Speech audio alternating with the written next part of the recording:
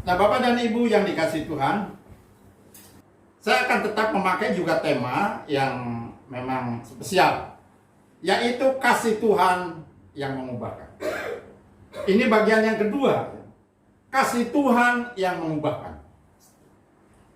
Tapi berubah atau tidaknya, keputusannya tergantung dua hal. Yang pertama, karakter kita menentukan. Yang kedua, pilihan kita juga menentukan. Walaupun karakternya bagus, kalau pilihannya salah, juga kurang lengkap. Pilihannya benar tapi karakternya salah, juga ya tidak 100% kita akan memperoleh berkat-berkat Tuhan. Ya, jadi kasih Tuhan yang mengubahkan itu ada dua hal penentunya, karakter dan keputusan. Ya, bahwa kitab yang akan kita bahas bulan ini adalah kitab Kejadian. Kitab Kejadian itu ada 50 pasal.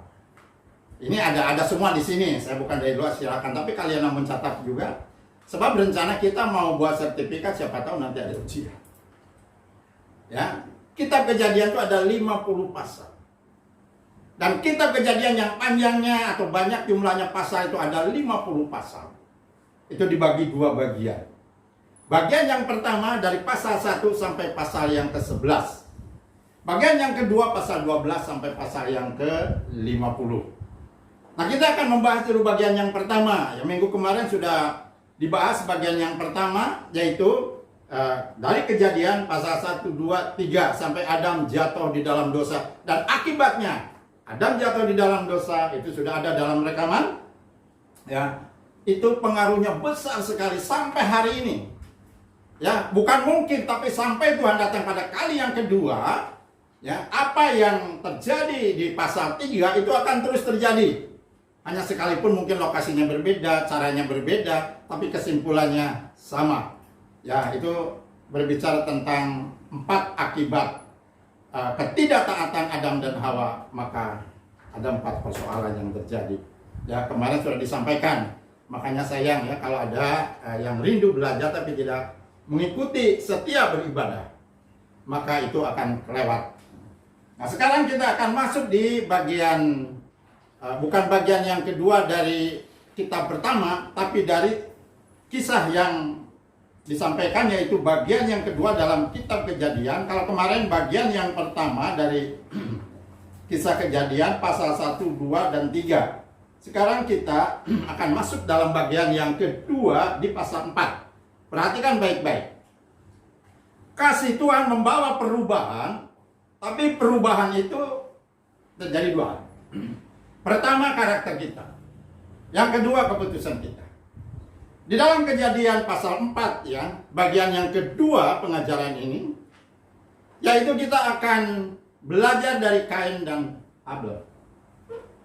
Saudara, dua tokoh Alkitab ini muncul ya di pasal 4. Tuhan tidak berbicara kepada Kain dan Habel secara pribadi. Hanya Alkitab mencatat bahwa Kain ya sudah dewasa, kerjaannya menjadi apa, Pastor Kain? Menjadi petani. Menjadi petani. Nah, banyak orang ya, terutama yang di luar, yang tidak mempercayai Alkitab. Bahkan Alkitab itu katanya ya banyaklah penelitian itu, biarin mereka di luar. Tapi buat saya, salah satu kebenaran Alkitab di pasal yang keempat, ya tadi sudah disampaikan sama Pastor bahwa pekerjaan Kain adalah petani. Pekerjaan Kain adalah petani. Dan sampai hari ini dimanapun itu ya orang berada, pasti ada petani. Amin apa amin? Bukankah itu kebenaran Alkitab yang tidak bisa ditolak, tidak bisa disingkirkan? Itu kebenaran sampai akhir zaman. Walaupun negara kaya pun sekaya Amerika, sekaya Eropa, tetap ada petani. Hanya beda ya, sekarang ini alat-alatnya, caranya, tapi disebutnya tetap petani juga. Itu satu kebenaran Alkitab dari kisah Kain. Kejadian pasal yang keempat. Berikutnya menyorot anak Adam yang kedua ialah siapa, Pastor? Siapa jemaat Tuhan? Nah, mantap ya. Makanya nanti ayo baca Alkitab lagi, ingat-ingat. Apa pekerjaan Habel? Pastor? Peternak. Peternak. Jadi gembala.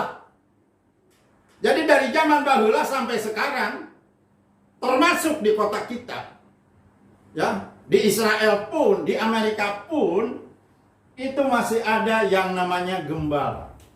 Masih ada yang namanya peternak. Berarti masih ada binatangnya. Ada dombanya, ada sapinya, ada kudanya, ada kerbaunya.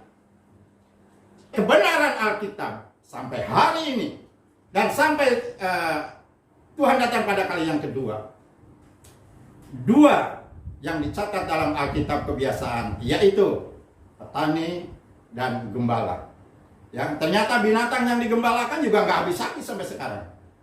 Ya, tanah yang digarap juga orang semakin banyak, tapi tetap aja ada. Dan kebutuhan itu ada. Itu salah satu kebenaran Alkitab. Itu tandanya Tuhan tetap mengasihi saudara dan saya. Nah, berikutnya. Apakah Tuhan berbicara secara pribadi kepada Kain dan Habel? Pastor, Tuhan berbicara secara pribadi? Enggak. Untuk dua orang ini mengerjakan apa yang dia kerjakan. Bagaimana? Tidak. Nah, ya. Tolong saya kalau di tempat saya mengajar, saya katakan, perhatikan kitab per kitab, pasal per pasal, ayat per ayat. Jadi ada yang bagian Tuhan ngomong, ada bagian yang Tuhan enggak. Tapi buat Habel dan Kain, Tuhan tidak pernah menyuruh. Dan Tuhan tidak pernah menempatkan. Tuhan tidak pernah memberi tugas spesial kepada Kain dan Habel. Tapi mereka berjalan naluri. Apa adanya. Sesuai dengan keinginannya. Itu yang saya katakan, karakter dan keputusan menentukan perubahan dari kasih Tuhan. Ya. Ada satu waktu mereka memberikan persembahan. Kain mempersembahkan, apa yang dipersembahkan? Hasil pertanian. Ya, pokoknya global. Ya. Mau kita nggak tahu apakah buah pisang, buah singkong, yang penting hasil pertanian. Pertanyaan buat kita semuanya. Apakah Kain salah memberikan persembahan hasil pertanian, hasil keringatnya, hasil jerih payahnya? Salam jemaat Tuhan. Salah apa enggak?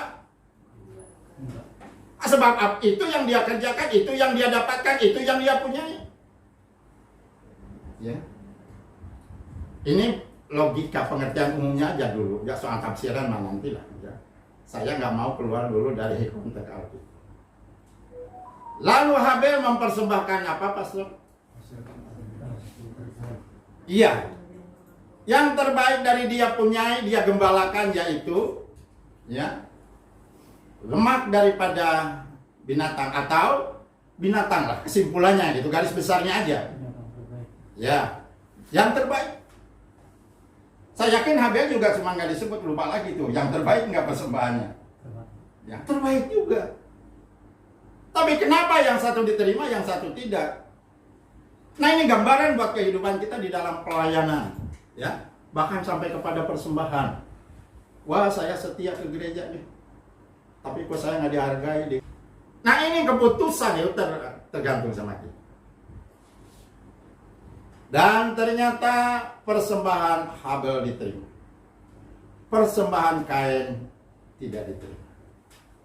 Dan juga akibatnya juga sampai hari ini itu kebenaran Alkitab. Ya, saya tidak sedang berdiskusi mempertahankan bahwa Alkitab ini benar, tapi bukti daripada Alkitab. Sampai hari ini, saya selama saya jadi Kristen belum pernah mendengar, menemukan apalagi yang namanya orang Kristen namanya Kain. Gimana Pastor? Sudah menemukannya? Belum ada. Orang nggak mau pakai nama Kain. Padahal ceritanya sudah ribuan tahun. Dan Tuhan mengasihi Kain. Kain tidak dibunuh kok. Kain diberi kesempatan. Bahkan Kain juga punya istri, punya anak. Bahkan hidup menjadi satu komunitas. Tapi kenapa orang nggak mau? Ya, memakai nama Kain. Terkecuali Kain buat pakaian. Itu kebenaran Alkitab. Kebenaran yang kedua kasih Tuhan dalam Alkitab. Habel. Walaupun di sini tidak ada yang namanya Habel. Ada yang namanya Habel di sini? Salam. Ya.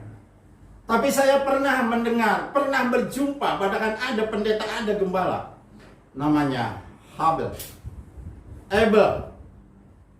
Padahal kejadiannya sudah ribuan tahun yang lalu. Orang tua tidak takut ngasih anaknya nama Habel. Padahal Habel mati dibunuh. Tapi orang tua nggak takut.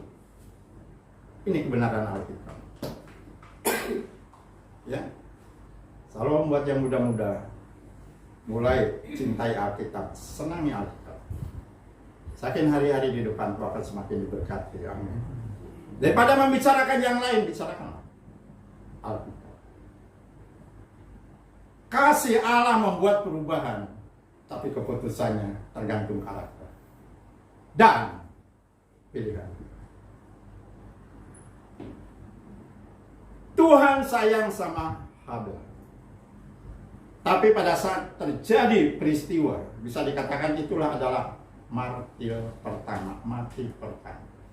Bisa dikatakan mati syahid. Cuman yang pasti Tuhan mengasihi Habel. Persembahan Habel diterima. Tapi kenapa Tuhan izinkan? Habel mengalami kematian dalam kebenaran, mengalami kematian dalam kasih Tuhan karena persembahannya diterima. Kok nggak dibela? Perhatikan dalam pelayanan.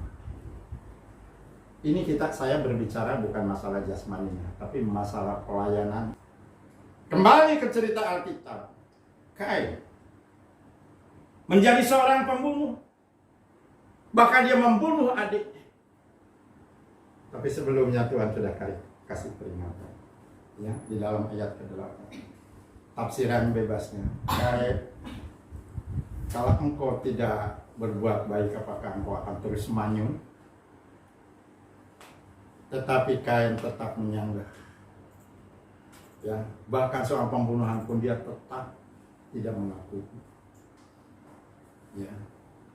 Lalu apakah Tuhan membenci? Nah, inilah kasih Tuhan. Ya, kasih Tuhan itu luar biasa buat kami. Mungkin begini nih tafsiran bebasnya, ya, yang sudah meninggal sudah meninggal. Tapi yang masih hidup, begitu juga dalam pelayanan. Mungkin orang sudah kecewa, putus asa, di wadah ini lalu dia keluar. Ya. Tapi kalau ada penyebabnya, kenapa dia keluar, kenapa kecewa, mungkin disakitin sama sesamanya di sebelah. Yang ada kita pelihara, yang ada kita rawat. Amin, Ibu Gembala. Amin buat kita semuanya. Begitu juga dalam rumah tangga kita, dalam bertetangga. Ya. Tuhan kasihnya memberikan kesempatan kepada kami. Tapi tetap, ya, Tuhan katakan aku kasih tanda. Tapi kata Kain, Tuhan, bebanmu itu sangat berat buat kami. Ya. Tetap Tuhan mengasihi kami. Dan Tuhan juga mengasihi orang-orang yang ada di sekitar kita. Asal dia mau mengadakan perubahan. Amin Bapak Ibu. Ayo anak-anak muda. Ini adalah materi yang kedua tentang kasih Allah yang membawa perubahan. Tapi subtemanya yaitu karakter yang menentukan kita dan keputusan kita. Saya yakin hari-hari di depan hari-hari yang indah buat kita semua. Jangan kita salah memilih. Walaupun dalam perjalanannya ada tantangan. Ya. Kita nyanyi dulu. Kita nyanyi sama-sama ya. Biar mantap gitu ya. Terkadang kita merasa tak ada jalan terbuka. Tak ada lagi waktu, terlambat sudah.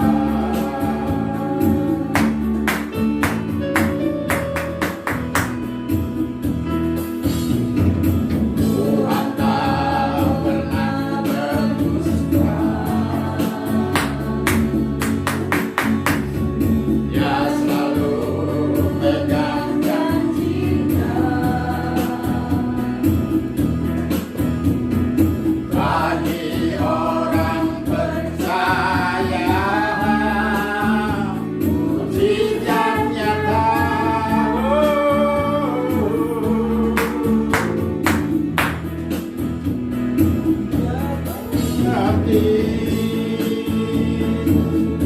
dia peduli persoalan yang terjadi. Dia mengerti, dia peduli persoalan yang kita alami. Namun satu hal yang nyata agar kita percaya, sampai mujizat menjadi nyata.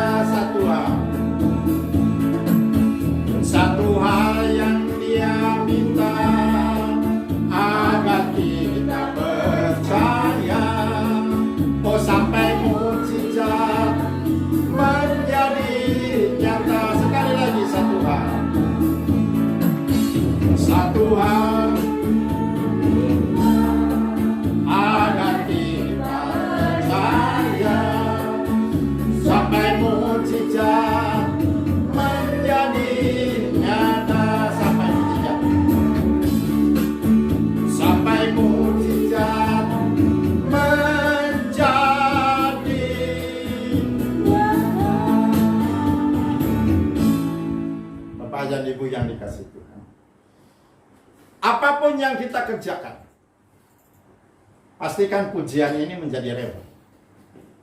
Kita tetap percaya apapun yang terjadi dalam kehidupan kita, sampai mujizat Tuhan nyata dalam kehidupan kita.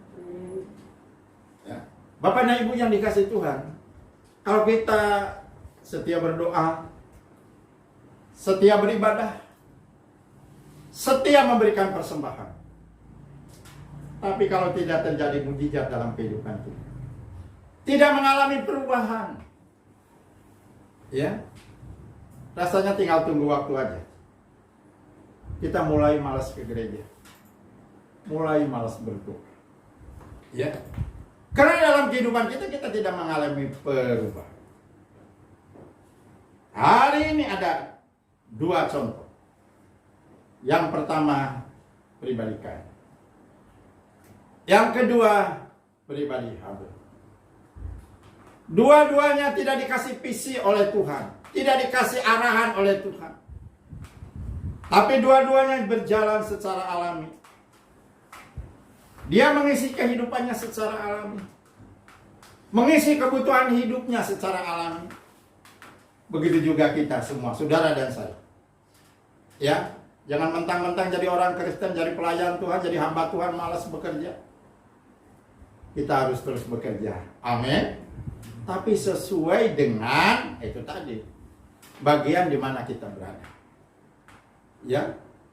Kain sebagai petani jalan terus. Habel sebagai gembala jalan terus. Dan ada waktunya dia memberikan persembahan. Karena kan di gereja juga kan kita juga ada waktunya, kayak kemarin ya kita ada persembahan, ada perpuluhan dan sebagainya. Ya, perpuluhan adalah 1/10 dari hasil kerja kita. Ya, memang Alkitab tidak mencatat apakah Kain 1/10, Habel 1/10, tapi mereka memberikan persembahan. Ya. Dalam memberikan kita persembahan, belajar dari kisah Kain dan Habel ini. Keputusan ada pada Tuhan. Amin Bapak Ibu. Keputusannya ada sama Tuhan. Ya. Ada sama Tuhan. Saya yakin dan percaya, kadang-kadang kita dalam perjalanan hidup kita, bahkan di dalam gereja kita mengalami, yaitu tadi hal-hal yang kayaknya aduh kok sulit sekali, gitu ya. Ingat pujian itu tadi, iya. Ayo nyanyi sekali lagi. Dia peduli, dia peduli,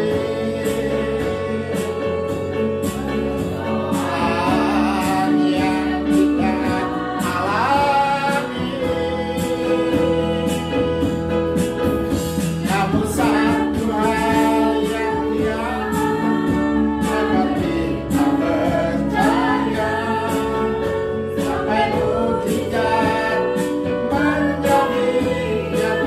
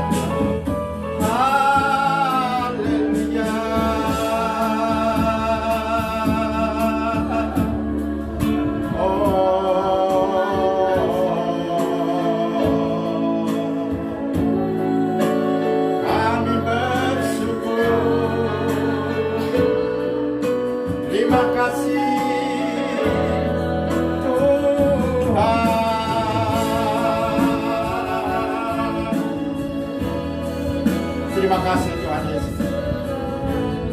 Buat hari ini, masih di bulan pertama, di awal tahun, Tuhan terima kasih kalau kasih-Mu terus menyertai kami, terus mengubahkan hidup kami. Walaupun tetap ada persyaratan, yaitu karakter kami dan keputusan kami. Kami belajar dari tokoh Alkitab Kain dan Habel, dua pribadi yang muncul di Kejadian pasal yang keempat. Dia sudah bekerja keras dalam kehidupan, bahkan dia memberikan persembahan hasil daripada pekerjaan. Tapi endingnya seolah terbalik. Tuhan, apapun yang terjadi, kasih-Mu kepada kami tidak berubah. Kemarin, hari ini, bahkan sampai selama-lamanya. Terima kasih Tuhan. Berkati wadah nasional ministry. Berkati hamba Tuhan, pelayan Tuhan sampai kepada jemaat. Biar kasih-Mu terus menyertai kami. Biar kami boleh menjadi berkat. Terima kasih Tuhan Yesus, terima kasih.